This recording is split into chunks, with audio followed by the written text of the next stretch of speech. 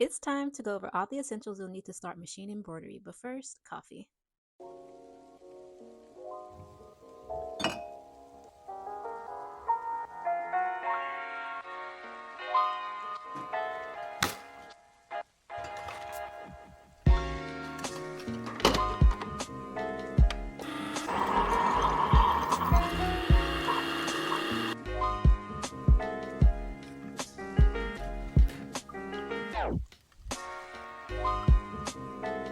Hey YouTube girly pops, my name is Aaliyah. I am a full-time small business owner and a mommy. And you're either here because you want to know all the tools that you need to start embroidery. Either you want to start an embroidery business, you want to pick up a new hobby, or simply you just enjoy anything I post. For this video, it's not going to be like a sit down. I actually want to get up and actually get every single thing that you guys will be needing that I will be naming. Most likely going to be like a voiceover of me explaining everything in depth, because I feel like if I do sit down, I feel like I won't be able to explain very well. I'm the type of girly that needs a script. Everything on this list is going to be super important. I also want to preface by saying, oh, you in my video. Oh, I'm recording. It's okay.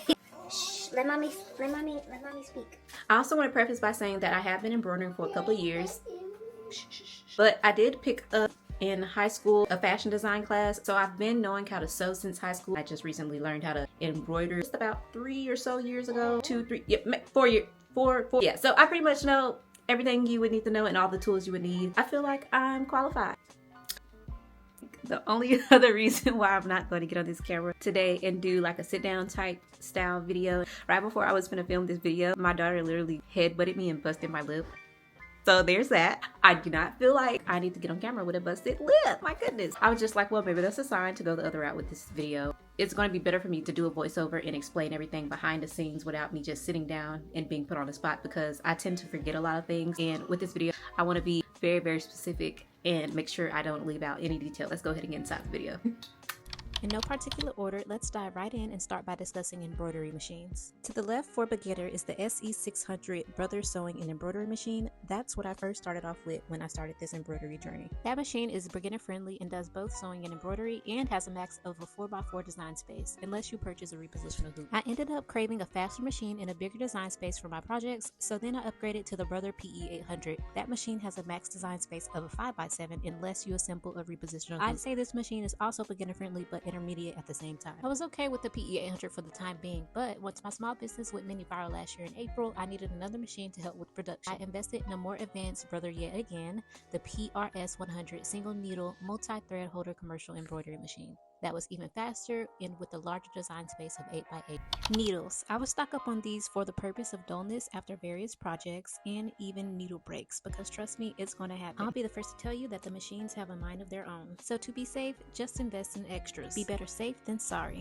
Threads. This one is obvious, but just be sure to have multiple weights, colors, and brands to figure out which ones work best for you and your future projects. Me personally, I use Bro Thread faithfully, but there's various companies you can give a shot. Stabilizers. There's different kinds for different reasons, but I would invest in most if not all. I use tearaway, cutaway, and water soluble. Tearaway can be used for designs on materials where minimal support is needed. Cutaway is useful for fabrics that stretch or are more delicate, and water soluble can be used on fluffy fabrics like towels or fleece to prevent the fibers from getting in the way of the design. Let's hop into the next thing, which is scissors. Scissors can be used to cut stabilizers, cut fabric, and cut jump stitches if needed on your embroidery projects. So I say stack up on all different kinds. You're definitely going to need some basting adhesives. So this helps temporarily hold the fabric in place while you embroider, preventing it from shifting or bunching up. My fave is spray and bond, but there's many to choose from. Hoops. They transfer design to the fabric and ensure the material doesn't get wrinkled or distorted during an embroidery project. Tension is important because it ensures your stitches are even and precise. If the fabric is too loose, the stitches can become uneven or cause fabric to pucker. Hoops play a big role in stability. Hoops help stabilize the fabric, preventing it from shifting. Comfort is also another role hoops play a part in, by reducing hand fatigue and making stitching easier. There's various hoops from shapes and sizes, and they all play a different role in your embroidery projects. Some hoops are specifically for apparel, like for example sweatshirts, and others are used for hats and sleeve designs. Do your research and figure out which ones fit for you and your machines. Let's talk bobbin. Bobbin is essential because it provides the thread for the underside of the fabric while the embroidery machine stitches the design on the top. The top thread and the bottom thread work together to perform a balanced stitch. Without the bobbin thread, the machine will only stitch on the top side and the design wouldn't hold. It helps keep the top and the bottom threads in sync, preventing the threads from tangling or causing loops. Lastly, the bobbin thread is crucial because the bobbin thread anchors the design and ensures it stays securely stitched, preventing distortion in the design and fabrics. What exactly would you be embroidering on if you didn't have garments and apparel? I would invest in blanks to embroider like sweatshirts, cute bags, hats, and etc. Fabrics and glitter can make your embroidery projects go to the next level. Lately, I've been into embroidery applique. That might be something that you may be interested in, so I would do more research on that. You need flash drives to transfer and upload designs to and from your devices to your embroidery machines, so I would invest in one with a lot of storage.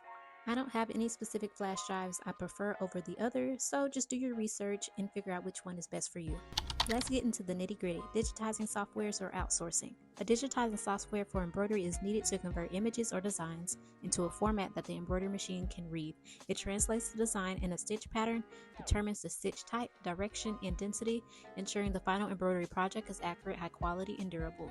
You can also seek a professional and pay them to do your designs if you don't feel like you want to take the time out to learn how to do digitization.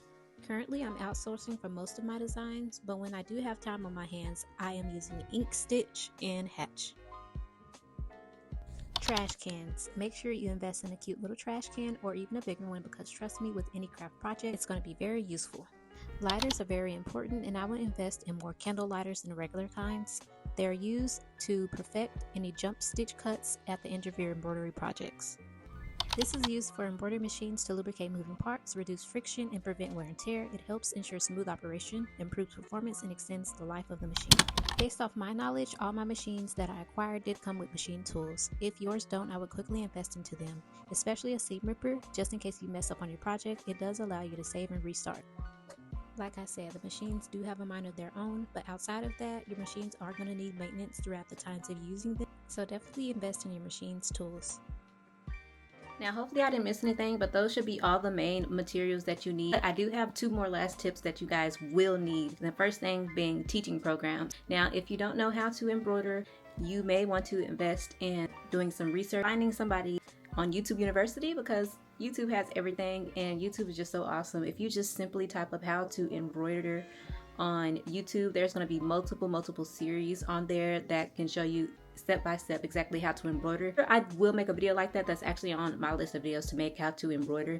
But yeah, just invest in some research regarding teaching programs. If you want free teaching programs, I say go to YouTube University, and there may be some actual classes that you'll have to pay for if you want to invest and do it that way.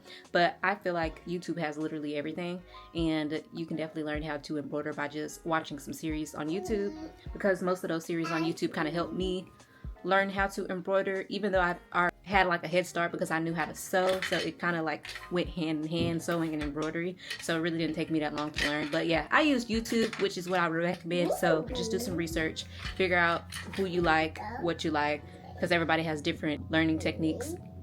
So yeah, just invest in that. And then the last thing I have is patience. Guys, have patience, especially if you don't have any background in doing anything like this.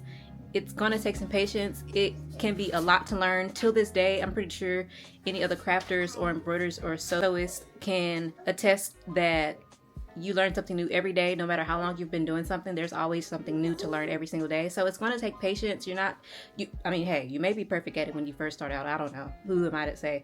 But for the majority, if you're just now learning how to do something, especially something like this, it may not turn out perfect. It's fine, and there's going to be lots and lots of trial and error. Till this day, even if you know what you're doing with embroidery, there's definitely still going to be trial and error, just because on the simple fact that the machine does what they want to do sometimes. So they might mess up before you mess up. They may actually mess up your product before you even mess up. So sometimes these machines have a mind of their own. No matter if you know what you're doing or not, there's just going to be trial and error, period. So I say have lots and lots of patience when getting into something like this. It's super fun once you get it down, but like I said, there is a lot to learn, so make sure you have patience. I believe I named all the physical products. If I forgot something, I'll either, before I finish editing this video, I'll come back and add it in, but if not, then I'll just put it in the description below like I always do. And I will link my Amazon storefront down below too, with all of these products listed and all these products that I have, so that it is easier to just get everything from one place if you guys are ready to start investing into this hobby and into this business. I believe that's going to be all for this video. Stay tuned for my next videos. Stay up to date with me on my community tabs post. Another video that I need to remake, I have it already on my channel from years ago, was all the business essentials you need to start a business, such as like packing supplies, shipping labels, like the best shipping companies. Just comment down below any questions you may have. I hope this was very informative for you guys, and I'll see you on my next one. Mwah.